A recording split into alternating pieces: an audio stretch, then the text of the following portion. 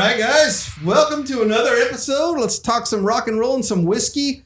Yeah. Got a full house here tonight. A fuller house, the fullest house we've had in the rock and roll dungeon. Yeah. So I'll just go around the room and make an introduction for this one. We got C-Blind to my right. Hello.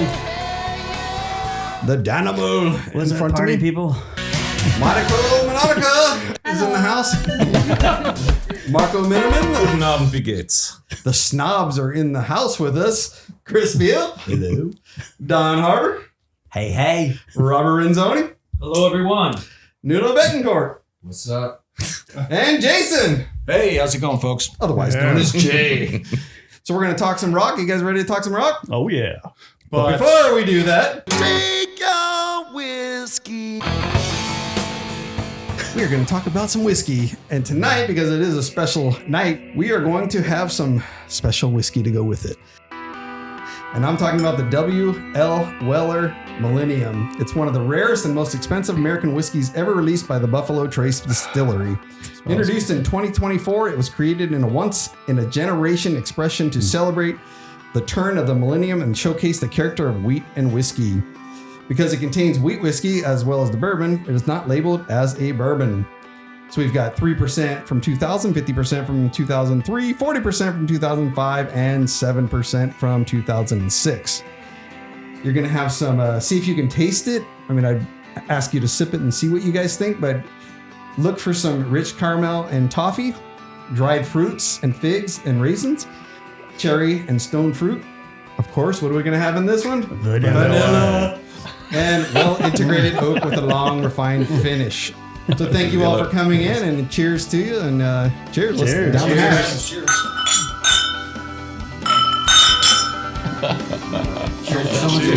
Someone's glass a little flat.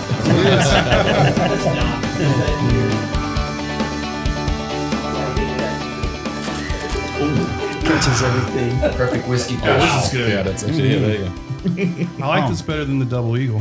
Yeah. Yeah, I think I do too. Yeah, this has got a good Yeah. It's smooth. definitely better than the Millennium Falcon. I don't know. That'd be kind of cool to have. No way, man. Did the castle run in 10 parsecs, This is man? nice though, man. I'm not much of a whiskey guy, but this is good. So this was a 99 proof. So did you guys taste any of the fruits and? Now you tell me Nuts. it's 99. Your gut will never be the same. It will never be the same. Is it good when you're already wasted after one sip? That's really good. All right, so let's talk some rock and roll. What's up? Well, what's up, fellas? It's going to be a What's up, little Daniel? bit different tonight. Usually we go over stuff we're listening to, concerts we've got tickets to, new albums coming out that we're excited about. But tonight we want to see what's up with the snobs. So, Chris. Hello, I am Chris. I am the drummer for the SnobS, and I think sometimes I am. Actually, this man has said it a few times. Concentrating on whiskey Yeah, these days.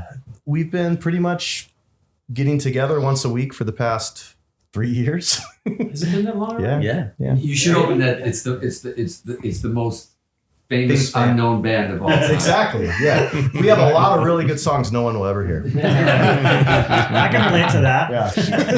Yeah. Yeah. We keep them in the dungeon. I'm Don. I play the 4 steel cables, and we play whenever someone says, "Hey, will you guys play?" And we say yes, and that's kind of it, right? We don't go out and advertise. We don't go out and. But now we got to play for this whiskey only. I The think bar so. has been raised. I think so. I think we're gonna have to, but no, just getting together and writing and recording. It's kind of like, I don't know. It's like our guy time. Get together like a brotherhood. For me, it's been great meeting. I met Chris and Don and Jay, 15 years ago. I used to sing 100 years ago. Still trying to find the vocal cords I had 25 years ago. Having fun doing it. We talked about it for years, getting together, shaking off the rust and what have you. And here we've evolved. It's almost time to break up. Time to do a reunion. Right? But, it started like he said. We started getting together. Don named us. He walks in. the first night where we're all getting together, he goes, bunch of wine snobs. We're all sitting there drinking a glass of wine, right? And what have you. And well, so here we are. But, in between all of us own our own businesses, and we're all extraordinarily busy, but still finding the time to do this and having a lot of fun doing it. We met Nuno, is it 2.5 years ago? 2.5 years ago? About 2.5 years. Yeah, and I've never been the same since. Is that good or bad? I knew they were great guys because it was still a very local story. Obviously at the Balloon and Wine Festival, Stone Temple Pilots were playing, and I got invited to come down and jump on a song from Rob DeLeo. Hit me up. He's like, "You got to come down." I could hear them at my house. I was like, "You got to come down." So I go down. I didn't know. I just moved here and I didn't know anybody. And then I got on stage. Or actually, before I got on stage, I was just on the side and. Who came up to Robert? Robert first, yeah. First, and then Chris. I met Chris. I met all these guys. I knew they were going to be a great bunch of snobs to hang with because they were like, "Yo, man, Nuno, man, right? Nuno, right? Yeah, I'm playing Extreme. I'm Robert, and I, Winery, and these guys are going." And I'm like, "Yeah, I'm what are you doing here? Yeah, I'm going to go up and play with Stone Temple Pilots and play a song because we're big fans." They said. And then I was like, cool. So I'm getting to know. I'm like, wow. I met some cool people, and I'm about to walk up, and I'm thinking, wow, these guys, they're fans, and like maybe I'll meet some new friends, whatever. And I'm literally about to walk on with Stone Temple Pilots. Like, sorry, we gotta go. Sorry, take care. Nice to meet you. We're gonna wait. They're not even gonna hang for 5 minutes to watch me perform a damn song. That's how big a fans were. And that's when I went like, I like these guys. They don't give a who you are. We don't care. You were snobs, so And I was like, all right, I gotta hang with these dudes. I love it. I think they're the coolest people in Temecula. They won't let me meet anybody else, so it's kind of like a cult. Yeah. But honestly, for me, that's the thing. It's like, when we say the snobs, it's music, but it's also it's cultural. It's a group of friends that it's a brotherhood that everybody's got each other back, and we and you get to this tribe where everybody helps each other out, and then there's the music part of it too, which is just a side note in a weird way for everybody's lives, but that's what connected us all. So it's very cool. Jake, all right, want to add to it? Yeah. All right. So speaking of the family aspect of it, all right. So me and the guy way over there, Chris, we started out. I met him when he was 19 years old, and we had the music connection. I was in a band looking for a drummer. He was a drummer looking for a band, and we've basically spent. This is 29 years.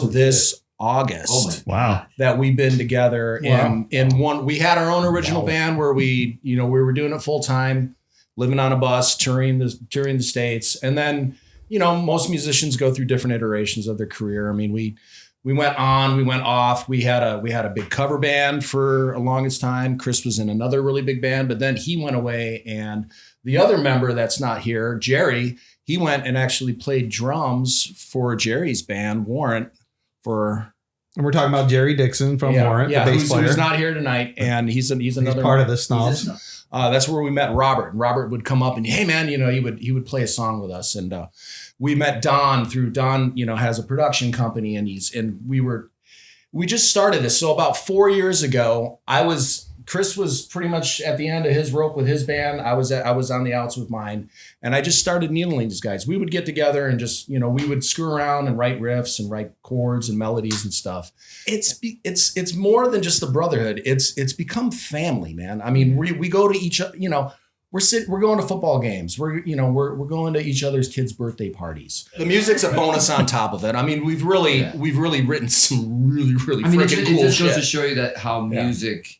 It's easy to connect music. I mean, Marco's here. He knows he's in the fold of like what the community of musicians are in the touring world and in the business and everything. That's easy, but it's very difficult. I'm sure everybody in this room knows it's very difficult in that world to have music connect people that actually do become brothers and family in the real way. Mm-hmm. Because it's hard enough to do it with your band. It's not easy, but to actually come to a community and have this a bunch of great musicians, great singers, great writers. And I'm not even, I could lie through my teeth, but the songs are good. The shit's good. These guys are talented. Everybody gets together in the room and they're ripping out songs and riffs that are the real deal. And maybe someday there will be an album. I believe so. 2036. 2036. Mark my word. My point is that. So you're on the extreme schedule. Yeah, exactly.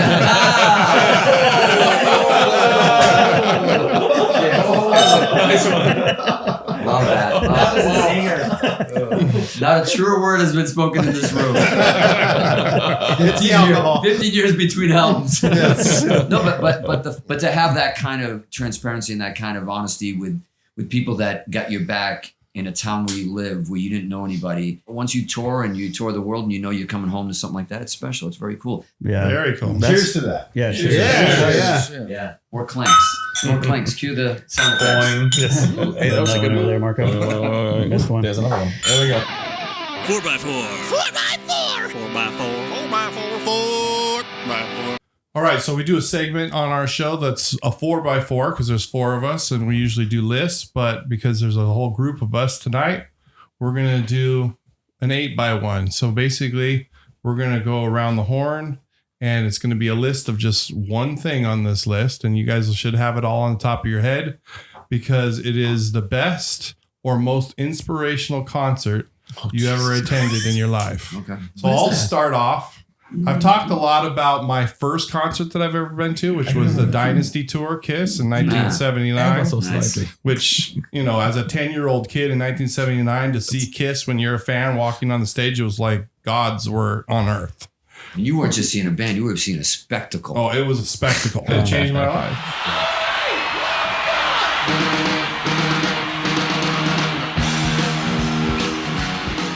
So let's go around the horn.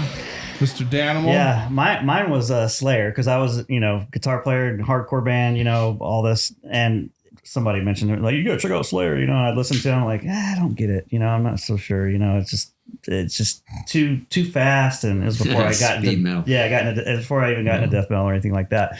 And so I think it was the same friend. He's like, hey, I got tickets, and it was to the Orange Show Pavilion in San Bernardino. And I want to say it was Sick of It All, Meshuggah, and Slayer. I just remember I'm standing there and Slayer's about to go on, like all this build up and everything like that. They start and then this mosh pit the size of, it must have been 50 feet across, watching this band play. And I was like, oh, I get it. You were immersed. It's everything we were saying, wasn't it? Yeah. Get out there. Yeah. And see And I was like, dude, this is insane. So that had to be the it for me.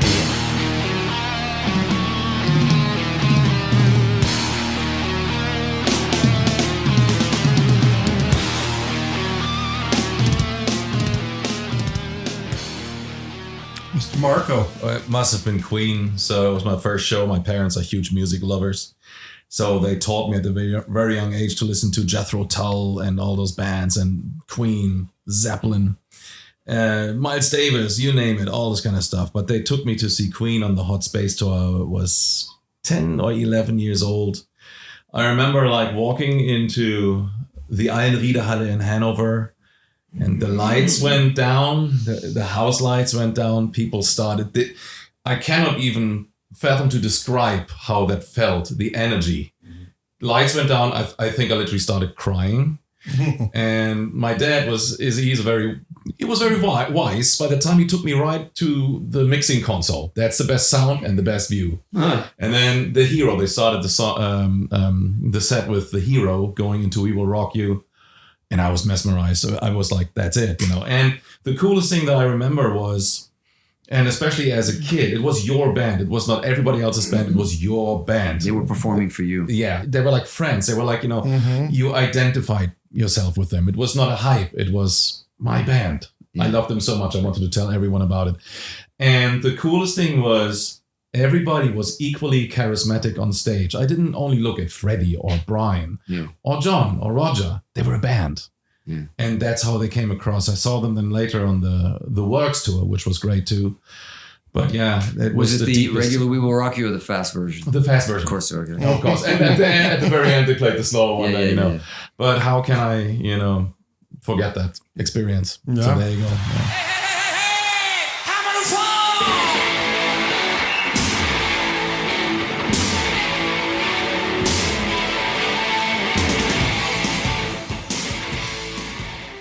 Chris? Well, I think I was 6 years old, and oh my God. Yeah, my mom took me to Skid Row and Bon Jovi. Oh. Wow. And same thing, like you said, Marco, when the lights went down and you just hear, the intro, the crowd. I had just started playing drums. I didn't really, kind of get it yet. was listening to rock, my first like real concert, and Skid Row came out and just slayed it. That was, probably right when the height of what they were doing, opening for Bon Jovi. And That's first album. Yeah, just absolutely the energy and the sound system and just the intensity, back to what we were talking about, of they could, that was their last show. They left everything on the stage. And, many years later, I get a chance to, tour with Warrant and play with Skid Row. And I remember talking to Snake and to Rachel and telling them that, and they remembered that actual show because that was one of the ones that was at Irvine Meadows. That's no longer here. Yeah. And a lot of shows. Yeah. And then that was the opening band. And then Bon Jovi comes out, and they would have been in New Jersey at that time. Yeah. And once again, it's the catalog, and just watching every single person lose their shit singing every single song and all that stuff. I was like, I want to do that.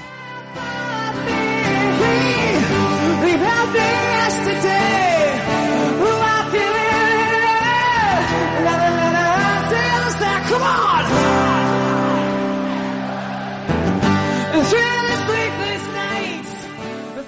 My first concert, I was 9 years old, but it did inspire me because I saw these girls screaming and they were all wearing purple. It was the Osmond Brothers. Oh, and my mom took us. I had older sisters. That's and a rock show. It was at Anaheim Stadium. And when I saw all these girls wearing the purple, because that was Donny Osmond's favorite color, and they're all screaming, I was like, and they came out in a golf cart. They brought them in the back of the stage. They came across the field. You were noticing the whole production. Oh, everything. And I said, I loved it. Like the choreography. It set me on fire. But the show that really sticks out as my best show was The Clash and the Who at LA Coliseum in '82. Nice. T-Bone Burnett opened up. It was just, there was something about that show, and I survived it because, we've all heard the stories about, the Who. What happens at Who concerts? A lot of people die. Yeah, a lot of people die. And my feet were about 4 inches off of the turf at the Coliseum. I had no control of my body. I was going in a 20-foot circle, and there was nothing I could do about it. Oh my gosh. I probably weighed, $120. General maybe. admission ended after all that shit. Oh yeah, it was, yeah. And I fought my way to the front because I wanted to be part of that. I wanted to be part of that experience. Wow, dude, that's a big one. It was great, man. It changed me after that. And I was, and I've seen them both 3 times after that. I got to see him about 10 years ago. Who are the Clash? The Who. Yeah. Because to me, that's great, but I'm intrigued also that you got to see the Clash. Yeah, seriously. Wow. Yeah. And then I saw him at the night they broke up at US Festival also was when they headlined, I think it was the first day at US Festival. Yeah. That was the last time the Clash ever played together. Yeah, Mick Jones and Joe Strummer got in a fist fight on stage, which was pretty punk rock. Yeah. Yeah, so that's why I was saying you saw the Clash. It was a rare sight.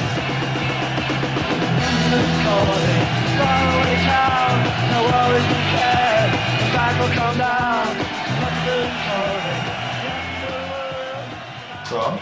6 years old, Kiss, Alive 2. That was my first show. I had a friend who, his father ran a radio station in Buffalo, so we would get front row seats to anything we wanted. So I remember going to see Bon Jovi, and it wasn't actually Bon Jovi, it was Scorpions, and Bon Jovi opened for him. Oh, wow. And it was before Slippery When Wet. And it was right when they were about to hang it up because they were not succeeding. And then they decided to do one last shot, and that's when they did Slippery When Wet, and then they blew up. Yeah, 7,800 degrees Fahrenheit didn't do well. They did not play a single song from that album all these years.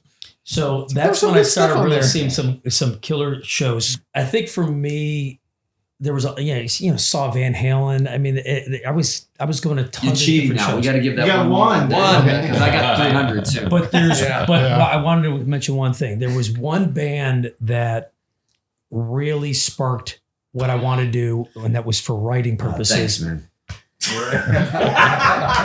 Tragically Hip. Has anyone heard of it? Tragically Hip? Yeah, of course. Oh shit, man. I used to open up the corner bars with these guys before they were really anybody. And Gordon Downey, that guy, go watch some of his shows. Seriously, probably one of the greatest frontmen of all time, who probably doesn't get the respect that he deserved.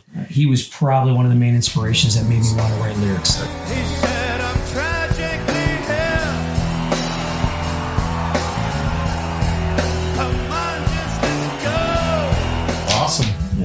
Nuno? Actually, the fact that the sad thing, everybody's talking about their dads and their parents bringing them to shows like your mom did. I didn't have that. I was the youngest of 10 kids. We didn't have a lot of money. My dad wasn't around. My mom wasn't that type, she's running a household. So, and I had a lot of brothers, but they were going to concerts, but nobody was taking the young. Yeah. Nobody was taking me. So I missed out on a lot of shit that my brothers saw because I was the youngest of 10 kids. But something really weird happened though. When I was finally old enough, even as a teenager, and teacher go, and my friends were going to see Van Halen stuff, I didn't want to go. And I don't know why. Because, I kind of know why now, but I was just in my room playing guitar and learning how to be them and learning everything of that. And I wasn't interested, for whatever reason, bizarre thing to say out loud, but I was so obsessed with becoming them that I wasn't interested in going to see them. Because when I finally did go to see Ozzy at Boston Garden with the UFO, maybe Y&T or something like that, and I felt horrible in being in the audience as opposed to being on stage. I finally did my first real rock concert that I went to. I went to see, and sadly we couldn't afford a lot of tickets and stuff. Not sadly, it was just the way it is. So when Van Halen finally played in Worcester, Massachusetts, I couldn't go to the concert, but I couldn't afford a ticket. But I figured I would just go and hang outside the arena and see if I could see anything. And then in the loading dock, a Frisbee came flying out. Out of the loading area into the thing, and Edward came out to get it. And we were at the fence, and they were playing Frisbee in the empty arena. It was the coolest thing I'd ever seen in my life. And that's the closest I got to there's the energy. But I finally went to see Yngwie open for AC/DC in Rhode Island. That was my first rock concert. And I loved AC/DC, but I was obsessed at this point with Yngwie because he had just that Rising Force album came out. Still, to me, one of the greatest guitar instrumental albums. Just ask him, he'll tell you. He doesn't have to tell me. I tell him all the time. He's right. It's one of the greatest instrumental guitar albums of all time. That, along with Passion and Warfare and maybe, Satriani Surfing with the Alien. There was not a lot of full guitar albums that you could tolerate. So I went to see him open, and I was like, oh my God, I'm seeing Yngwie in arena. And I just, it was Yngwie. I was third row.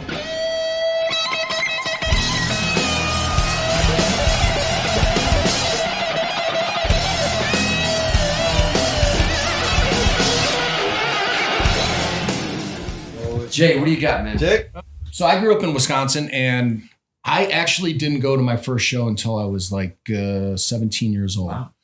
Like Nuno, I sat in my room a lot, but we also had Guitar Player magazine that would come out. And me and my group of friends, every month when it came out, it would be Edward would be on the cover. Hey, check it out. And it's tablature, learn hot for teacher. And, three of us would sit around and, screw around and try and learn it.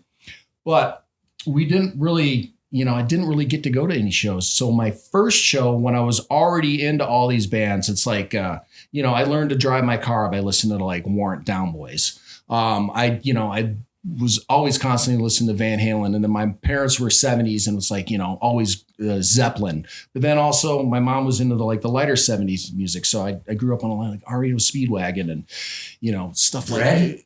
Billy Joel. They did listen to Bret, and then I got into Pink Floyd and stuff like that. But my very first concert was 1990 at Summerfest Milwaukee, Van Halen. Wow. And I sat there, and it was almost a spiritual experience because I knew every single song. And then, they were playing with Sammy at the time, and I love Sammy. I loved all those party rock songs. But then when freaking Edward opened up in the middle of the set after he got done with his guitar solo, he opened up with Unchained, and it was a spiritual experience. You're just like, oh my God.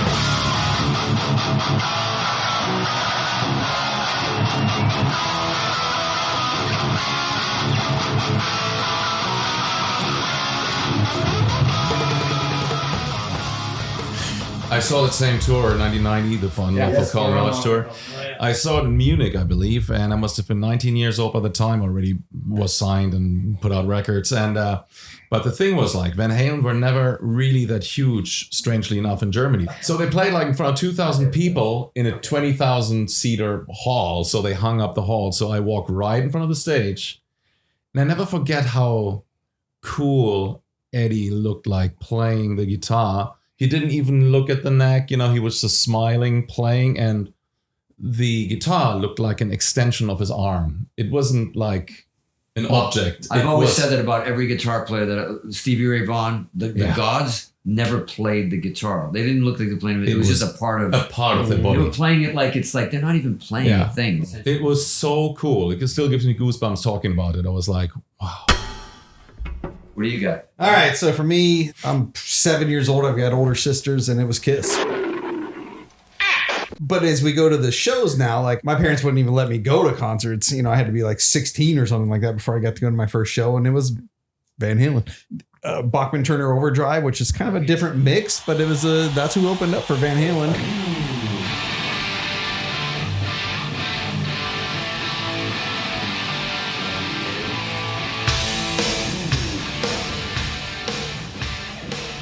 This is the featured subject. All right, it's time for our featured subject. And of course, we have the snobs here tonight. And so we're going to dig into a little bit more of their backgrounds. But first, to settle a dungeon question, Danimals got a question for you guys. We've got a little bit of a rival here with the #1 Van Halen album. What's your guys' favorite Van Halen album? Well, there's only one answer for that. I think I know where you're going. There's only one answer for that because it has to be the one answer. Because there can be no other one before this one. It has to be Van Halen 1. But the reason that is, but I'm not telling you it's my favorite album. It's the one that changed the universe. It's true. There can't be one better because it broke everything. It wasn't like a band that slowly came out and they were normal and then, let's wait for Aerosmith to get to where Aerosmith's going. No, this was aliens landing on the planet and changing rock and roll and guitar playing forever. Performance, everything. So, do I like Fair Warning is my favorite? Yeah. But that's only because if Fair Warning had come out before the other ones, it wouldn't have done that like Van Halen one did. There was nothing before it or even after it like it. So you have to go with the first one because it was alien. But that changed guitar playing forever. And not what happened afterwards. You know that the gods before that, Page, May, gone like, okay, what the the gods before you go, what the and they've all said it, you know there's a problem. It was sorcery. We were like, every album that Edward did had something that we could not figure out what he was doing. Every album there was an innovative. When he was doing harmonics, when he's tapping on like, was it Women in Epi, whatever. We were like, what is he playing with spoons? Like, what is going on there? And then Mean Street. Like every album you're like, okay, you can't do that. And then all of it was something that you're like, all right. Who are you?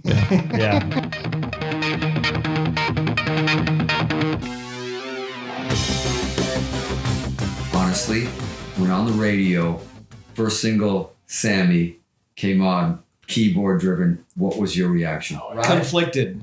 There was a lot of confliction going on. I've been a fan of Sammy for, way before all that. Stanley Hampton and all those albums. He was great. Red.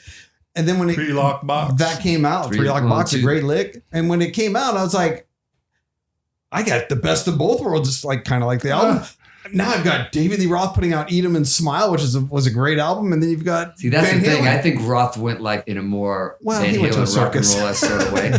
But listen, Sammy's a friend. I love Sammy, and I told him this, and I'll say it right now. That's all great and fine. And he came out, and it was a new thing, and it was a different type of singer. I don't like that Sammy says that Dave wasn't a singer. I think Dave was an incredible singer. People seem to think Dave was just barking and talking. He was a proper blues singer. And that's the only thing that upsets me a little bit. And he changed the frontman game. But to me, you could not have anybody but David Lee Roth sing on those albums to make Eddie what it was. Absolutely. To make that band what it was.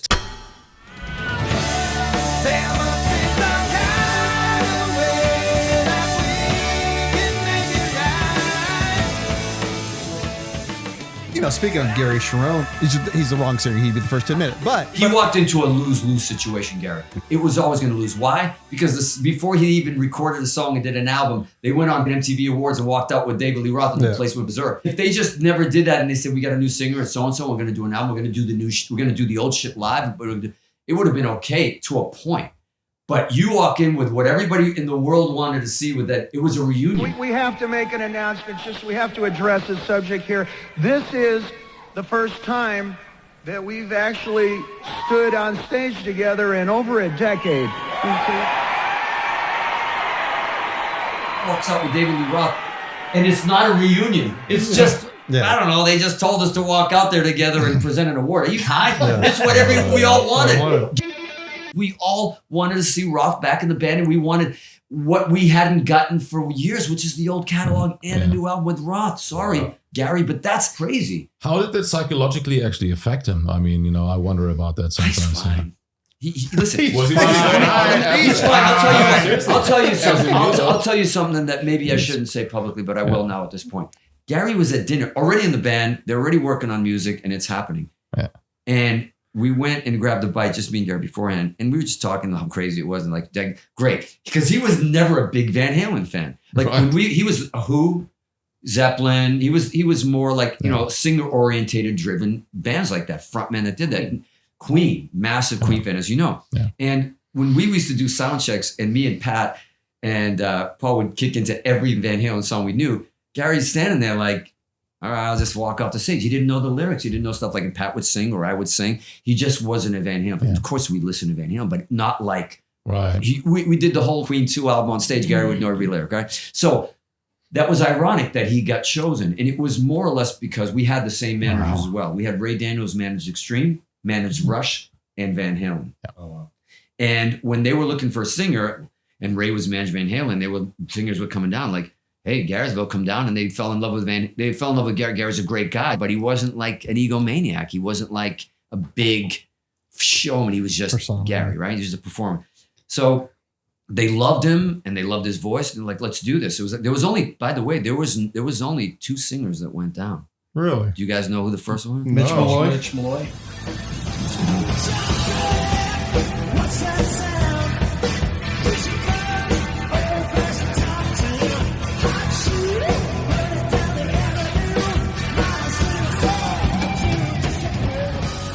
What was my point of this? What was I talking? Oh, Gary, we're having the dinner. He goes, let's cut the bullshit, he said to me. I'm like, what? He goes, you tell me right now that you want to put Extreme back together, and I leave with you right now. And I'm like, what are you talking about, dude? You're in Van Halen. I'm the fan. I'm going, you're in Van Halen, man. Yeah. But he was like, Extreme is Gary's, mothership. It's his home. Yeah. And he knew, obviously, the impact of what was happening. But imagine that you're there doing it, and probably every singer's dream in the world to replace Sammy or do whatever. And he's looking at me, he's like, I'm all in with you, and let's go. And fucking thing. And I just said, no. And by the way, you're in Van Halen. Well, what I was going to say is I heard that they have enough recordings of Gary for a whole nother album that was never probably brought to fruition. I've heard it all. Really? It'd be cool to hear. Like, I might even have it. I would love to hear that. What? Yeah, that's a whole nother podcast. Yeah. Shit. I mean, it'd be great to hear it. The world premiere on The Dungeon. Yeah.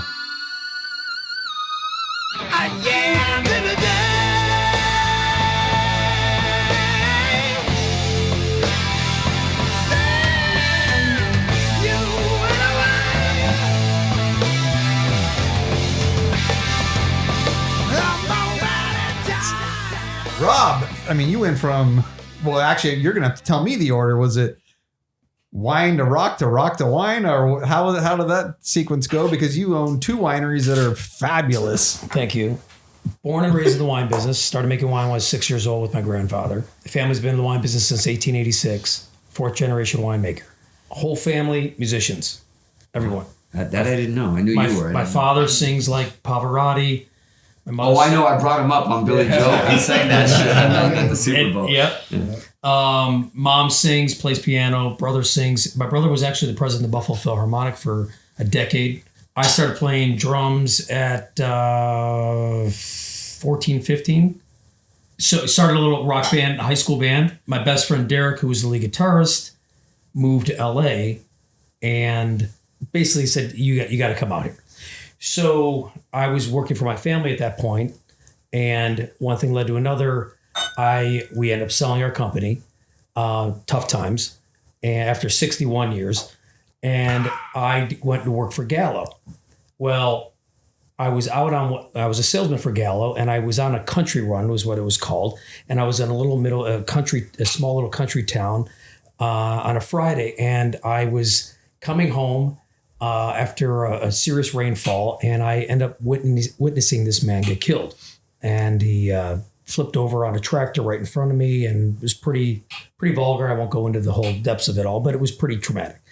And it was then and there that I realized that life was too short, and I was going to change. I said, you know what? I'm not going to do what everyone wants me to do with my life. And I literally was meeting my parents, supposed to meet my parents for dinner that night. I showed up a couple hours late, and like a mother knows, I walk in the door, and she pops right up. What's wrong? What's wrong? What happened? I tell them the story, and I said, I'm moving to LA. It's a Friday. Monday, I go in. I give my 2 weeks notice. So I spent 4 months touring across the country. I was in 38 states, and I arrive in LA, hook up with Derek. I'm not even unpacked from my truck. I walk in, he hands me a beer.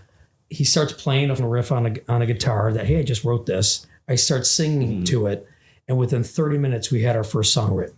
Long story short, we went and we toured for 9 years. We eventually formed what's called Absent. And we were the first band to open for Tom Morello's Night Watchman. I'll never forget that. That was pretty cool. But anyway, so the industry was hitting the toilet. Went back to damn country music. Right. So I went back to what I knew, and I was born and raised in the wine business. I was introduced to Temecula by my parents, and I came out here, and I just was like, something's going on here, man. I just had that gut feeling, which is very rare. I'm sure we've all had it at one point in our life, but I got this gut feeling. I'm like, you know what? Something's going on here. Bought a home for an investment. I was still commuting back and forth to LA because we still were gigging a little bit. And then I started working for a little winery down the street at the time called Lee and S. Sellers. They were very small at the time. About a year into it, I was like, you know what? I'm going to start my own winery. And I went to my dad. He goes, are you a crack? He goes, you're out of your mind. I borrowed $150,000 from my father with the money that I had saved, and started Robert Renzoni Vineyards. It started out of a little friggin' barn. I planted every friggin' vine. I wore 17 hats. I disappeared for about 7 years. Literally, failure is not an option, and I'm going to do whatever it takes to make this work. Well, you got two great wineries and restaurants and everything else. It's amazing. Sorry, I'm a little long-winded. Well, something else you guys got in common, and they've been on multiple times, a couple times in here, and seen them play many times, but Sugar Fix. I'm not throwing shade of blue, Robbie in the shadows. What damn fact made I go? Yes, so Sugar Fix is... all of these men here are the rock uncles, and is what we call them. Everybody in this room, you included, giving them their first podcast. So, yeah, my kids are in that band. My daughter's the singer, Liv, and my son is the drummer, writer. And we all help them navigate through the music industry and try to do what we all did and what we want to do. So, yeah, that's the connection between the SnobS and Sugar Fix. Everybody's always talking about the negative side of rock is dead and it isn't in the mainstream. I look at that as like, that's the opportunity. That's when it's yours for the taking if you have it. And I think too many people are always down about, to me, if I see a burning building, man, everybody's running the other way, you run into it. That's where the opportunity is. And right now, for guitar players, even Logan, who plays guitar with him, he's a great guitar player. The whole band is great. And our job, everybody here, is just to tell them that it's like, this is yours for the taking if you really want it. Once everything went into the Instagram era or the online era of like musicianship and everything else, everybody believed they were all going to be stars by just putting a microphone and playing a great solo or sitting in their rooms and doing stuff instead of going out, leaving the room, putting a band together, finding musicians, finding like Van Halen did, like every band did, from Coldplay to whether it's pop or whether it's rock or whatever it is. Everybody seemed to think, oh, this is going to be easy now. We just get to get these followers and everybody, and they're going to like us. And it's not, it doesn't work that way. And it's, and especially because of the online experience, and even now more so with AI, people are going to be looking more and more outside of that for that human shared experience and that concert experience and going to see live musicians and great players and great bands and something you can't get just by hitting a button. And so I think right now, you know, I did an interview recently with Phil Collin just before the Def Leppard thing. And that was one of the big questions. Like, what do you guys think is, and both me and Phil were like, are you kidding me? Like, come to see the Extreme Def Leppard show. When you go see, like, the first question I ask every night after 3 or 4 songs is, hey, who here has seen Extreme who's seen Extreme for the first time? Thinking maybe it's an older audience, right? Because of the bands, and maybe it's going to be 20, 30%. No, it's always 60, 70, 80% for the first time. And you can see it in the audience. You can see teenagers, you can see 20 somethings. The young audience is 40 somethings at this point for our age of bands. And it's an experience. And when, you know, as an opening act to Def Leppard, we're not supposed to go on. We're supposed to go on to an empty house, you know, because we're opening. It was Phil every night. People were taking in every last drop of what you're doing because they don't know when that last drop is going to happen. And we're seeing it with there's a lot of great artists of our generation still out that maybe shouldn't be there, and some that should be there. Meaning even if you're doing it at a lower level, people are still showing up because they don't know when's the last time they're going to get that fix from it. So you tell bands like Sugar Fix, like, this is yours if you want it, because everybody's going back to the catalogs. You guys are sitting here talking about albums from before all the time. It's very rare that you're saying, have you heard the new album of so-and-so, with a bit of passion, with a bit of want, with a bit of fire. So these bands that are coming up, that are out there, these kids that are doing it, man, if they get it right and they do something that is special and something that they live, they do what we did, which is what they're doing. They're sleeping in the barn up there. Their second summer comes along, they're all sleeping in there. They're rehearsing 3-4 times a week like we used to. I used to sleep in a rehearsal space and when nobody was there during the day in Boston. And you have to do that and get to that point to do the 10,000 hours. It ain't going to happen with clicks and followers and shit like that. Yeah, you might have a viral something or do something viral, but to really be a career band, you got to live, eat it, shit it, breathe it, all in at all costs. And that's what the good news is bands, especially Sugar Fix, that's where they're at. And they're willing to do it. They're willing to do the work. They're willing to sacrifice it. They're willing to go in. And you travel to the United States. I mean, all the tours that we're doing are what? Us coming up with Tesla and Motley Crue. We're like back in the 1900s, everyone. You know, we're from the 1900s. Right. And there's an opportunity here for these younger bands to go like, well, wait a second. I want to do that. Do it. They think it's impossible because almost like the online experience has limited them. How do we get on TikTok? What do we got? We need 100,000 followers. We need a chick dancing with a bikini to get followers, you know, to get all the likes. And we go up, we put out a song and it's like a tree falling in the woods and no one hears it. It's depressing. Well, get out of the house, get in a room and prove it, earn it, get the followers in person and go and do it. And it's there for the taking. And I'm not doing it as a favor because it's kids and it's his kids. And it's not that story that we started with. Well, you know, we're going to help each other out. Yeah, would I help? But no, not like this. We're doing it. We're all in on them because they're doing it and they're the real deal. And they got something special that they're going to be doing. So it's really exciting. Yeah, cheers to Sugar Fix. Yes. Cheers. When a genre like rock that really should come from the underground and should live, always stay a little bit in the basement, in the garages, and in the dirt. When it gets to a point of it being so popular and so pop and so whatever, it loses its culture and it becomes all about record sales and everything else. There's got to be pain and blood and dirt and struggle in it. Once it gets all great and all polished, then Seattle shows up and is essentially doing what we did in the early 80s, which is come out of the ashes of electronic kind of new wave shit as well. So you always, to me, rock is where it belongs right now. I know that sounds crazy to say. I don't even think it belongs in the top 40 charts, to be honest with you. Because back in the day, when Van Halen was selling out an arena or those bands were doing it, they weren't nominated for Grammys. They weren't selling like 70 million albums or even 20, whatever. They're lucky if they went gold or platinum and they was doing Madison Square Garden. To me, that's where it lives safely. Mm-hmm. It needs to live in the clubs a bit. It needs to grow from there and it needs to come up. And now's the time. Now's the time. Dangerous. It was like this void in the 2000s. There's not really too many people putting on a show. Yeah. So when we're talking about like, you know, these kids are the real deal, there's a real guitar player playing there. There's a real lead singer that's putting on a show. Somebody asked me today, this dude, Derek, who's got the Masters of Shred podcast that he does. And he was talking to me today and he was just like, what's missing isn't just just a good band. Mm-hmm. It's the mythology of rock and roll. When we even came out with Rise and we did the album and everything came out, everybody's flipping out. And I'm like, why? And it occurred to me that it's a decent song. Yeah, there's a decent solo, but it was more than that. It was the fact that a band make an album that they believed in, were all in what they look like, all in passionately performance-wise. It's the whole thing.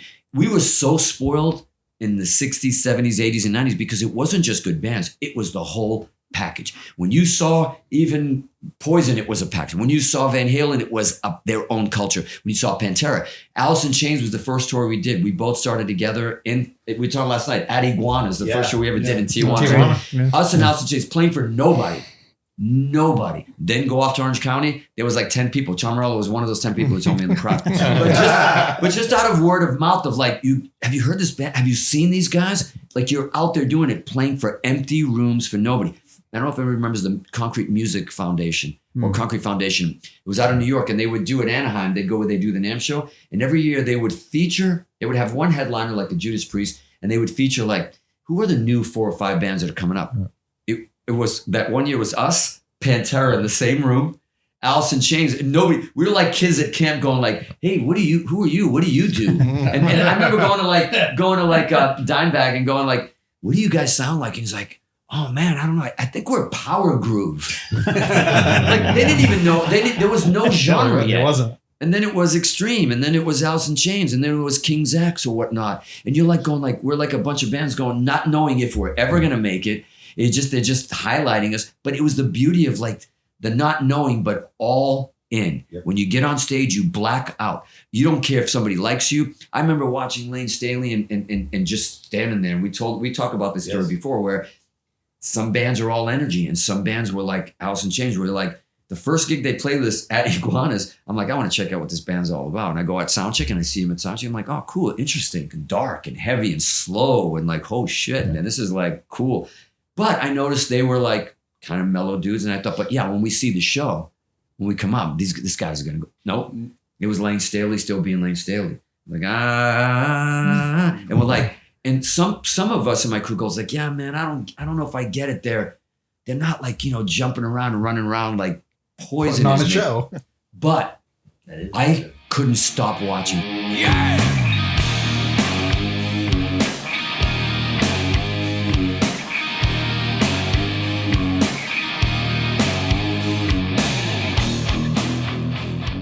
That night, I learned that, wow, when fans come and see a band play or any of us play, we always thought we had to entertain them. I was wrong. We're sitting there doing the dog and pony show and trying to make them like us and do whatever we could. No, these people are coming once. We're doing shows every night, but they're escaping their jobs, their divorces, their work, just everything, their shit. They're just to come and sit one night to escape anything. And they want to go with us. They want us to take them with us. And you never forget the night that you were there. You remember the date. When I saw Ozzy with UFO, where I was at Boston Garden, I remember when I was a kid, the date, the night, the smell. That's what's been missing for a while in rock and roll. It isn't that rock and roll is missing. It's the people that are doing it have to wake up and know, go back to the egg. I'm from Maryland originally. And I saw you on the Rick and the Steve podcast. Hammerjacks. Yes. That is, to me, like, was the best Hammerjacks bar was ever. The best rock club in all of the United States. It was. Kicks owned it. The band? Well, they're Maryland, so they're Baltimore's biggest band. But and Kicks to me still to this day is one of the greatest live bands I've ever seen. Oh, they're amazing live. Ever, especially back in the day when I must have seen him 12. I was obsessed with Kicks. I just went on to his podcast. Yeah, that's what I was talking about. And told him he could lose his mind. I was telling, I stole so much shit from them as performers, the shit they were doing on stage, the sound, the way they went in, they brought their own board in. They dialed that shit in, and they were that band. And they did reach a certain point with even like some singles and stuff, and the Cold Shower and Don't Close Your Eyes. Don't Close Your Eyes, and they got some tours and opening some marinas, but they never. And there's bands that were ripping shit off left and right from them. I would watch him. Both guitar players. It was like perfection to me. Yeah. So good. But you go to Hammerjacks, dude. It was the best live atmosphere. Everybody couldn't wait to play Hammerjacks. The time is now, like Nuno said, for kind of a resurgence of actual rock bands being rock bands and live music coming back and then forget the DJ, forget the tracks, forget all that shit. You know, get out and play your instrument. You get so hungry and you get good that when you do play a club with 5 people, next time it's 10 and next time it's 100. I'm sorry, but that's the only way to do it. Everybody wants to go online. It's like, oh, we put something out and nobody followed us. Get out of the house, go show them who you are. Go work, you know? Absolutely. Marco, right? Well, the one thing I can add to that is, which is kind of really weird. I mean, we've been blessed, you know, a lot of us, you know, to being able to make a living with music and succeeding in certain things. But the biggest honor for me is always going to unexpected bars and somebody calls me up on stage. Nobody knows who you are. And all of a sudden, some lady comes like, oh my God, can I find you online? That sounded incredible. That to me is the biggest compliment. It's not the money or the fame. It's like, it's what you do from your heart and you can make other people happy, makes a happier world, makes a better planet. He just made the greatest point. That's the superpower. one feeling that we want when to go play to an audience, that you have a connection. It's 3 words for this guy. It's all or nothing, and that's it. Perfect examples is your guys' Live in the Dungeon. Live in the Absolutely. Dungeon, I you know, mean, with Marco on drums, actually. Marco on drums. You You know, guys and came out. Nuno on guitar. And you know, the moment you guys both took stage, the whole crowd, it was electric. Yeah. And Nuno brings this up, and it's a really good word that he uses. I don't think it's used enough in music, is a superpower. You know, you have a superpower at something, and you know everybody in this room has something to give on that. You know your superpower. You know, everyone knows their superpower here. If everyone can find that in young bands or whoever's out there, if you use that, that's it. You walk off that stage and it's therapy. It's infectious. Yeah, and think about it. A guitar. I just had the conversation with Logan recently from Sugar Fix. I said, look, you got 2 choices, kid. You're a great guitar player, but there are a lot of guitar players. They're everywhere. You go online, there are people that play circles around me, that play circles around you. Seriously, I'm not even trying to be humble. Everybody knows it. There are guys with 1 million followers and they're just sitting in front and they're doing shit that I'm just like I don't even understand. But you have a choice as a guitar player to do that, or think about it. When's the last time? It's like I said about Rise. I'm like, oh my God, everybody calls it the solo of the century. I was in 14 magazine covers in 1 month, and I hadn't been probably on 3 since 1993. And they're going, it's the solo of the century. And I said, really? I've been doing this shit since like 3 sides to every story or whatever. But the one guy who, when I said that to him, Steve Lucan, I said, he goes, when is the last time I called you or your peers, like a Brian Mays hitting you about going, wow, and doing whatever, I'll call you. Have you seen this guy? Or have you seen this band? Have you seen that video? Have you heard this? Since this century, that you were so excited of a rock band that you're like, have you seen this or heard this? That's what's missing. He goes, it's not that you did anything that is like, oh my God, it's so groundbreaking and brand new. It's just, it's been so long. There's a famine. There's a starvation for rock and roll out there that where we started this whole conversation, which is like, all you got to do is get up off your ass and do it, build it, and they will come. Yeah. So it's so starved. And so when you do a new album that you actually care about, or a video that you care about, it moves mountains these days. It was a moment because it was the right time where people are just starved. Like, it's like the best comment wasn't like great song or whatever. It was like, thank you. Thank you for the album. Just thank you for a new album that somebody gives a shit. That's a long time in between, really. No, not us. A rock album that somebody gave a shit about. You don't know what I'm saying. I'm not talking about extreme. Even Steve goes, I'm glad it was you guys, but it could have been somebody else. It could have been a lot of somebody else if they just care and pour themselves emotionally, passionately into making albums. Every band that is still touring out there that we see on the Monsters of Rock cruise, that some are still doing, but some are punching in the clock. And so you still have that superpower. You can still go back in the studio and say, like, all right, what was our greatest album? Go in and at least match it or beat it, but get hungry because the fans are starved. Yeah, that's the part. It's the hungry. It's the fire. It's the drive. It's the hunger. The inspiration. Yeah. You know what's kind of interesting, you know, is the first time we ever hung out, because before it wasn't a podcast. We just were literally hanging out and drinking and watching rock and docs. Chad has a dungeon. It's his garage. It's all musical equipment, you know, band posters and everything. He's got a TV in there, stereo, drum kits, keyboards, guitars all over the place. Yeah, the very first time we hung out, Chad was like, "Have you guys seen the new Extreme video?" that song Rise? And I'm like, oh, I haven't seen it, and he put that on. Really? That was the first time? I'm pretty sure it was the first time. Yep. Well, ironically, before we even met Nuno, we're up there writing in the studio, and Jay comes in and he goes, guys, stop everything right now. Nuno just threw down gauntlet.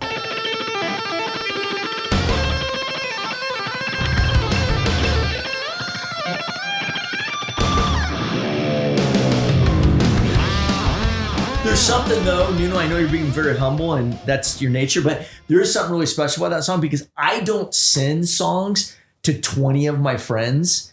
And I'm sorry I didn't send it to 50, but I only have 10 friends. But I'm surprised you had 10. I know. I literally sent that to 20 different people.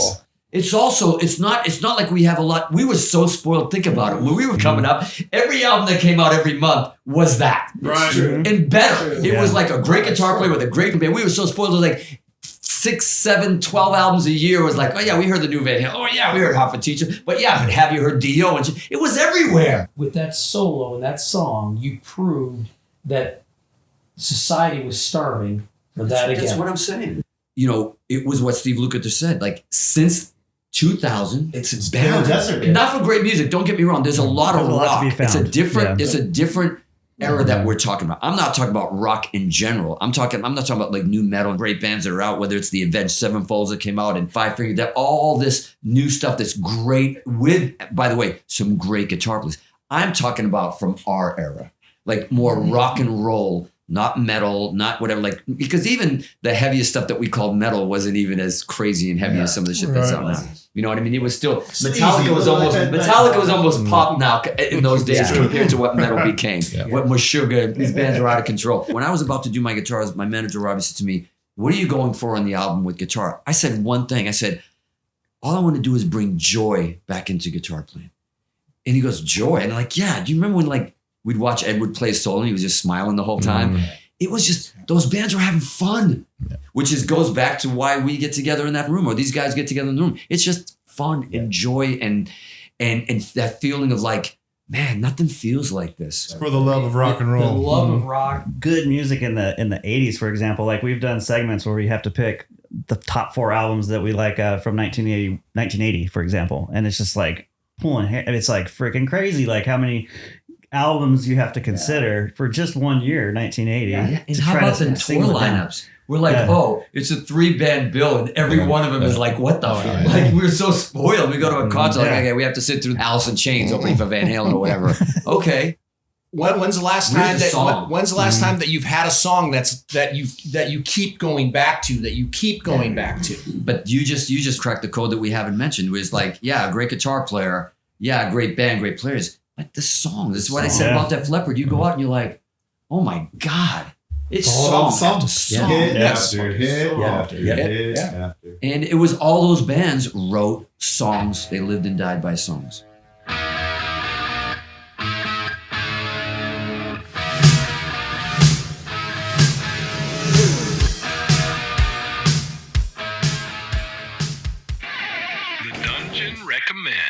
All right, great episode there. I mean, the snobs in the house with us in the Rock and Roll Dungeon. Thank you very much for coming in, guys. We've got Jay, Nuno, Rob, Don, Chris, Marco, Mariko, the Danimal, Chad, and myself. You guys want to recommend anything?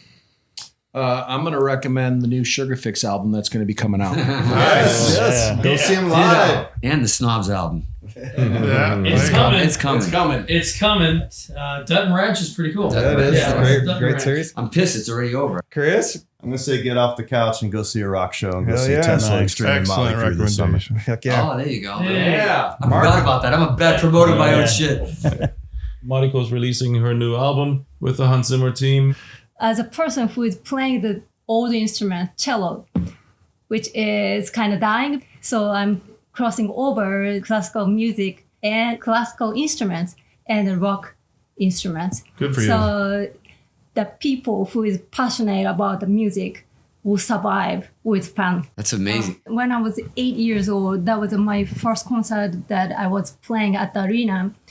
And that was the first time I was playing not only classical music, that was a crossing over rock music and classical instruments. Time out. We're trying to say that we were 8 years old seeing a concert. You saying that you played in an arena at that age? Well, All right, we're yeah, outta I here. was lucky. But What was the venue? Because it's the Budokan. Budokan. Oh my God! It just happened to be Budokan, one of the most legendary venues in all of rock history. But I think 8 years old. I never forget the moment I saw the audience. Of course, I couldn't see them each person's face, but the view was wonderful, and I will never forget. But I do understand you guys talking about how much fun to perform in front of the audience, doing your dream with passion and fun. Yeah, Amazing. So Well said. I totally support this podcast. It's Mariko's birthday today, so we're going to celebrate. Wait, we gotta sing happy. Let's do it. Rock Ready? God. Queen Japanese. The Queen 2 version. Oh my god. March of the. Oh, wait. Happy birthday, happy birthday, happy birthday. Aw. You guys so sweet. Thank you. Ready? Happy birthday to you. Happy birthday to you. Happy birthday, dear Mariko. Thank you. Happy birthday to you. Thank you for listening to the Rock and Roll Dungeon. Until next time. You're in the dungeon, baby.